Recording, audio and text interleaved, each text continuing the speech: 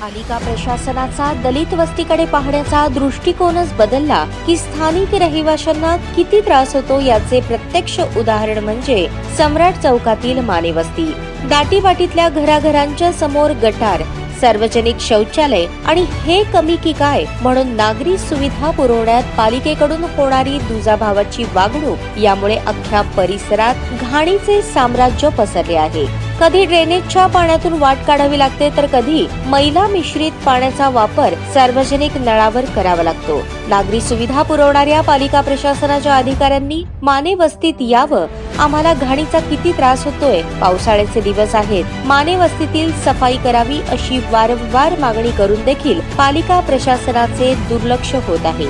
एखाद्या साथीच्या रोगाचा प्रादुर्भाव होऊन 5-50 लोक दगावल्याशिवाय पालिका प्रशासनाला जाग येणार नाही. महानगरपालिकेचे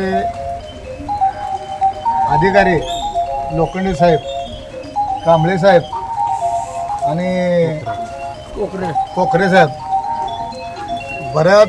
बरेच दिवस यांना आमच्या व्यथा सांगून सुद्धा ही आमचे काय कुठलीही व्यथा किंवा कुठलीही मागणी यांनी पूर्ण केली नाही. कारण पाणी सुटलं तर चेंबर भरते, पाऊस पडला घरात पाणी शिरतंय.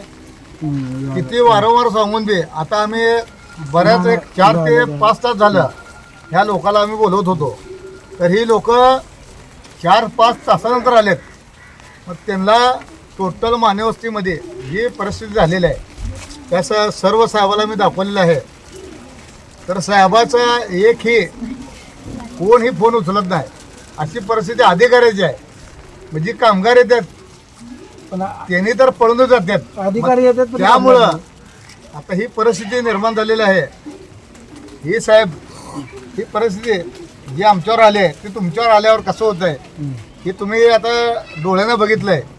मग त्यामुळे आम्हाला ह्याचा छडा लावा, नसेल तर आम्ही तुम्हाला जिथनं पाण्यात आणले तसं तुम्हाला पाण्यामध्ये बसवायला आम्ही काय सोडत नाही.